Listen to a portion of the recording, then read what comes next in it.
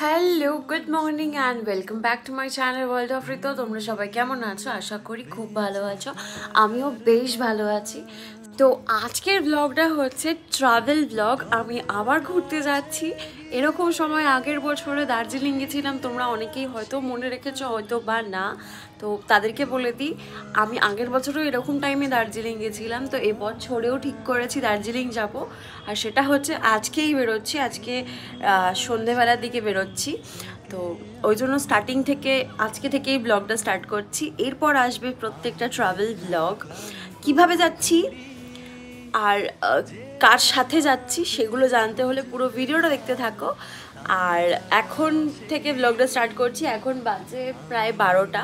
কিছু টুকিটাকি কাজ রয়েছে, প্যাকিং অলমোস্ট ডান। পরশুদিন ঠিক করেছি রাতে যে চলো একটু ঘুরে আসা যাক, আমার আর এখানে ভালো লাগছে না, একটু ওয়েদার মানে চেঞ্জ করাটা খুব দরকার, হাওয়া চেঞ্জ করাটা খুব দরকার। তো সেই জন্য ভেবেছি যে একটু ঘুরে আসি। তো এখন বাজে 12টা আর আমি বেরোবো সন্ধেবেলার দিকে। তো এখন অনেকটা মাঝখানে টাইম রয়েছে, আমার কিছু কাজও আছে। চলো আগে সেগুলো কমপ্লিট করে নিই, তারপর বলবো কোথায় মানে কেমন করে যাচ্ছি আর কার সাথে যাচ্ছি। চলো ভিডিওতে যাওয়া যাক। আর হ্যাঁ, ভিডিওতে যাওয়ার আগে যারা যারা এখনো সাবস্ক্রাইব করোনি, প্লিজ চ্যানেলটাকে সাবস্ক্রাইব করে দিও। চলো, প্রথমেই বেরিয়ে একটুখানি ঘুরে নিলাম। আজকের ওয়েদারটা বেশ ভালো ছিল, খুব একটা যে রোদ ছিল সেটাও নয়, সেই জন্য একটুখানি এক পাক ঘুরে নিলাম, তারপর যাব কাজে। প্রথমে একটুখানি স্টেডিয়ামে যাব, কারণ সত্যি বলছি আজকের ওয়েদারটা বেশ ভালো ছিল। আমি একলা ক্লান্ত ঘুড়ি, যে আমাকে বুঝবে ভালো। চলো, এসে গেছি সেই কাজের জায়গায়, মানে এখানেই আমার একটু কাজ আছে। অ্যাকচুয়ালি আমার চুলটা না অনেকদিন ধরে বেশ কেমন একটা হয়ে গেছিলো মাথার ঠিক মাঝখানটায়। তো সেই জন্য ভাবলাম যে একবার শ্যাম্পু করিয়ে আসি, মানে প্রফেশনাল শ্যাম্পু করালে চুলটা আবার ঠিক হয়ে যাবে। সেই জন্য আমাদের একদম কাছেই, বাড়ির একদম কাছে, প্রায় বাড়ি থেকে 2 মিনিট লাগে হেঁটে, তো সেখানেই চলে গেছিলাম শ্যাম্পু করার জন্য। আর এই যে একদম শ্যাম্পু করে নিচ্ছি। বিশ্বাস করো, এই শ্যাম্পুটা যখন করে তখন আমার মনে হয় যে একদম ফ্রেশ হয়ে গেল, এত ভালো একটা ফিল আসে না, দারুণ জাস্ট। তো এদিকের কাজ তো হয়ে গেল, শ্যাম্পুও হয়ে গেছে, ড্রায়ার দিয়ে চুল শুকিয়েও দেবে, আর সুন্দর হয়ে গেছে চুলটা, সত্যি বেটার ফিল হচ্ছিল। চলো এবার তোমাদের বলি যে আমি কিভাবে যাচ্ছি। আমি অ্যাকচুয়ালি সোলো ট্রিপে যাচ্ছি, এই ফার্স্ট টাইম কোনো সোলো ট্রিপের জন্য বেরোচ্ছি। চলো এবার বাড়ি যাই, বাকি কথা তো পরে হতেই থাকবে। বাড়ি চলে এসেছি। এবার ফ্রেশ হব, মানে শ্যাম্পু তো হয়েই গেছে, বাদ বাকি ফ্রেশ হব। আর এখন বাজে 1:45। বাড়িতেও কিছু কাজ আছে, সেগুলো কমপ্লিট করে নিই। আর লাস্ট মিনিট টুকটাক কিছু গোছানো বাকি আছে, সেগুলো কমপ্লিট করব। করে একদম বেরোনোর আগে তোমাদের সাথে দেখা করছি। একদম লাস্ট মিনিট প্যাকিং যেটুকু থাকে সেটুকুই হচ্ছিল। খুব যে বেশি গরমের জামা নিয়েছি সেরকমও নয়, কারণ সেখানে খুব একটা বেশি যে ঠান্ডা হবে বলে আমার মনে হচ্ছে না। মানে এখানে কলকাতায় যেরকম ঠান্ডা পড়ে সেরকম, তাই বেশি কিছু নিতে হবে বলে আমার মনে হয় না। আর বাকি ওখানে অনিমা তো আছেই, সব কিছু আমাকে ডিটেলসে বলেই দিয়েছিল কি করতে হবে না করতে হবে। যাই হোক, আমি যাচ্ছি বাসেতে, এই প্রথম একা ট্রাভেল করছি, বেশ এক্সাইটেড লাগছে। যখন আমি বাড়িতে জানাই তখন মাও বেশ রাজি হয়ে যায়, মাও খুব এক্সাইটেড হয়ে বলে যে তুই একা যাবি, বাহ ভালো, তাহলে যাক ঘুরে আয়। সত্যি বলছি, এখানে এত গরম পড়েছিল, একটু মুড চেঞ্জ করা, মুড রিফ্রেশ করার তো দরকার পড়ে বলো, সেই জন্য বেরোচ্ছি একা, এই প্রথম। আমার তো বেশ মজা লাগছে। আমি একলা ক্লান্ত ঘুড়ি, যে আমাকে বুঝবে ভালো। হ্যালো, আমি একদম ফুলফিল রেডি হয়ে গেছি বেরোনোর জন্য, একদম তৈয়ার। এখন বাজে 6:15। তো এখন আমি নিচে যাব, গিয়ে ক্যাব বুক করবো, দেন আমি যাব এসপ্ল্যানেড। ওইখান থেকে আমার বাস রয়েছে, আমি এক্সপ্রেস লাইনে যাচ্ছি।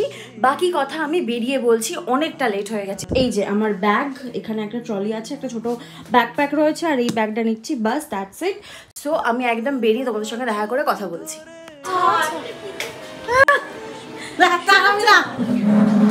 টাটা, এই যে টাটা,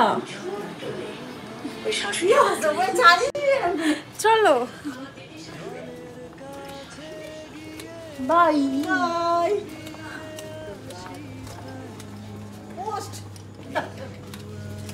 সো এখানে আমাকে বাপি ছাড়তে এসেছিল।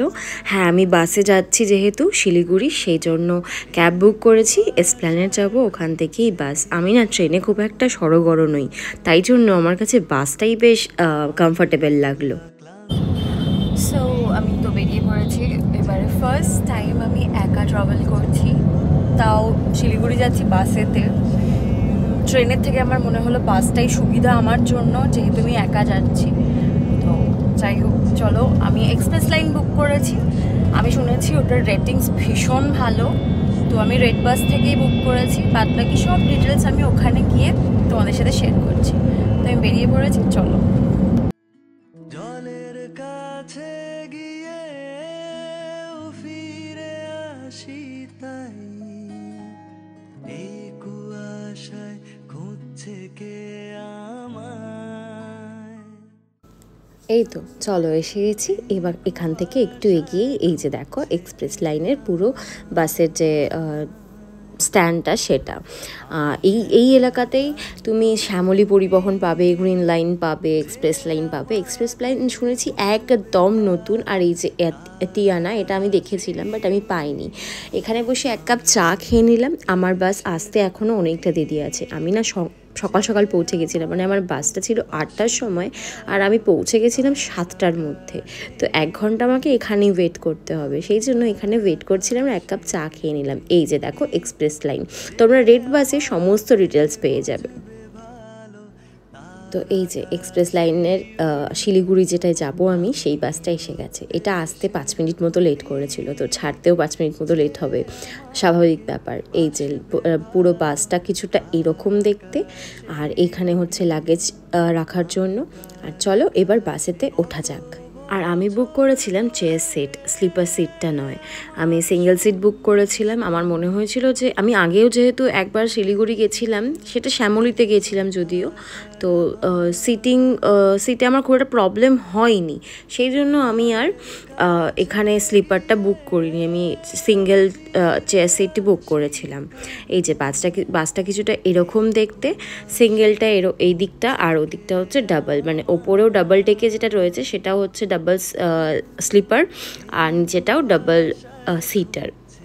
এই হচ্ছে বাসটার কিছুটা লুক। এরপর বাস এখান থেকে ছেড়ে দেবে, এয়ারপোর্ট হয়ে যাবে। অনেকগুলো বোর্ডিং পয়েন্টস ছিল, সেগুলো হচ্ছে Esplanade, Baguiati airport, Barasat colony, ওদিকে মধ্যমগ্রাম, ওদিকে হচ্ছে তোমার চাকদা, ফুলিয়া, কৃষ্ণনগর। এই জায়গা থেকে তোমরা এই বাসে উঠতে পারবে, বাসটা বুক করতে পারবে। আর ড্রপিং পয়েন্ট হচ্ছে শিলিগুড়ি। ওখানে তোমরা নামার সময় যেখানে তোমরা নামতে চাও সেখানে যদি তুমি বলে দাও ড্রাইভারকে, তা ওরা নামিয়ে দেবে। আর এই যে হচ্ছে চার্জিং পয়েন্ট, বাস অলরেডি ছেড়ে দিয়েছে। আর তোমাদের বলাই হলো না, বাসের প্রাইস নিয়েছিল আমার রেড বাসে সব কিছু নিয়ে 1570 মতো। আমি একদম যেহেতু লাস্ট মোমেন্টে বুক করেছিলাম, আর তাই জন্য সেই জন্য 1570 নিয়েছিল। না হলে স্টার্টিং মোটামুটি ওই 1200 মতো থাকে। তো তুমি পেয়ে যাচ্ছ এখানে একটা করে জলের বোতল। এই যে দেখো 1/2 লিটারের একটা জলের বোতল দিয়ে দেবে, আর থাকছে ব্ল্যাঙ্কেট। সত্যি কথা বলতে সিট নিয়ে যদি কোনো কথা বলি, তো আমার মনে হয়েছে যে সিটটা একটু বেশি স্টিফ, যে খুব যে কমফোর্টেবল আমার সেটা লাগেনি, আমার ব্যক্তিগতভাবে মনে হয়েছে। তো এটা যদি স্লিপার নেওয়া হতো হয়তো ঠিকঠাক হতো, বাট যেহেতু স্লিপার নিইনি, তো সেই জন্য আমার মনে হয়েছে যে এটা খুব যে কমফোর্টেবল লং জার্নির জন্য আমার মনে হয়নি। আমাকে বুঝবে ভালো, তার আকাশেই উড়ি আমি। চলো, বাসে বসে তো আর কোনো কাজ নেই, কি আর করব, বোরই তো হব। না হলে এই দেখো লাইটও নিভে গেল সাথে সাথে। যাই হোক, চলো, আর তো কোনো কাজ নেই। রাতের অন্ধকারে এমনিও বাসের ভেতর থেকে সত্যি কথা বলতে ফোনে ক্যামেরায় কিছুই বোঝা যায় না, তাই অযথা কারণে কোনো রকম ভিডিও সেরকমভাবে করিনি আমি।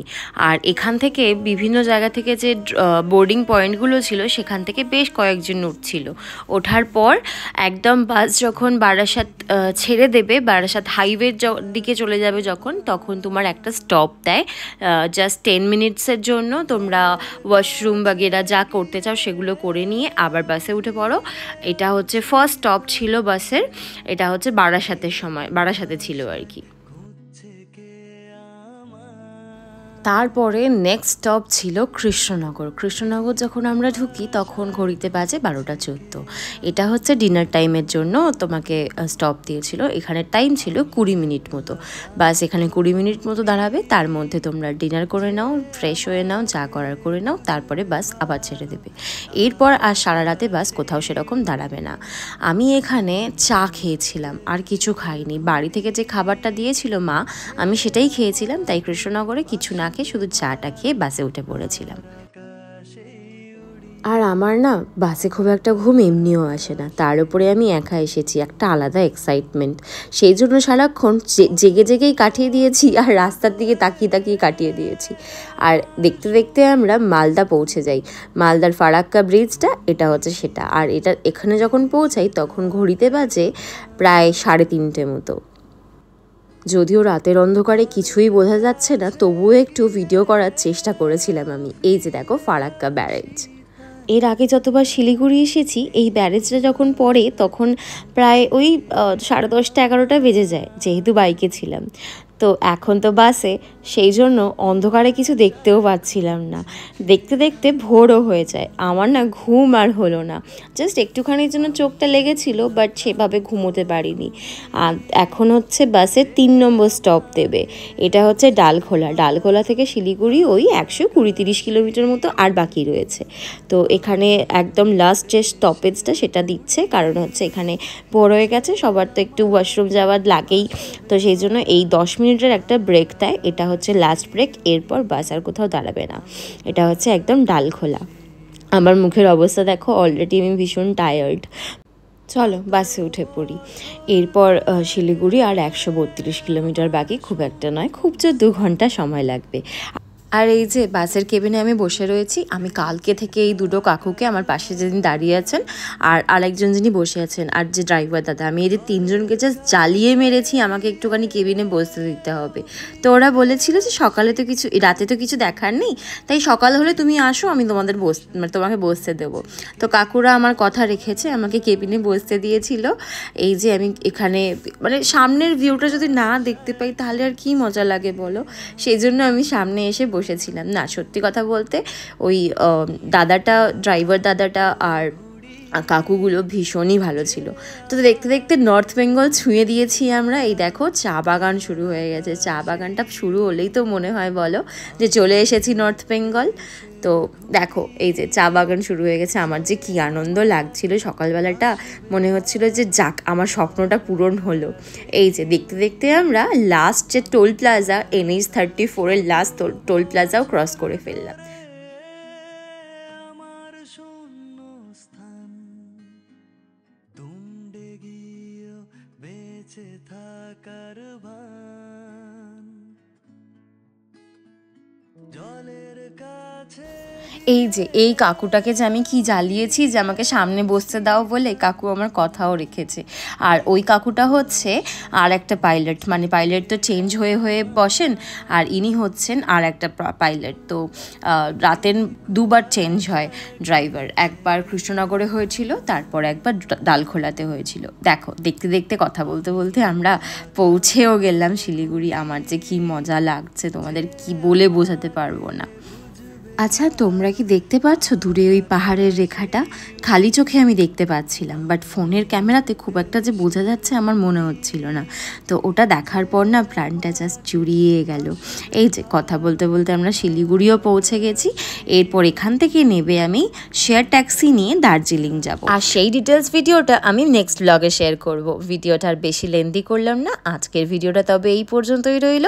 দেখা হবে নেক্সট ভিডিওতে। ভালো লাগলে একটা লাইক করে দিও, আর যারা এখনো পর্যন্ত সাবস্ক্রাইব করনি প্লিজ চ্যানেলটাকে সাবস্ক্রাইব করে দিও। দেখা হবে next video. Till then stay tune, bye, love you, tata. আমি নিরুদ্দেশের ঘুড়ি, যে আমাকে বাসবে ভালো তার আকাশে উড়ি, আমি তার আকাশে উড়ি।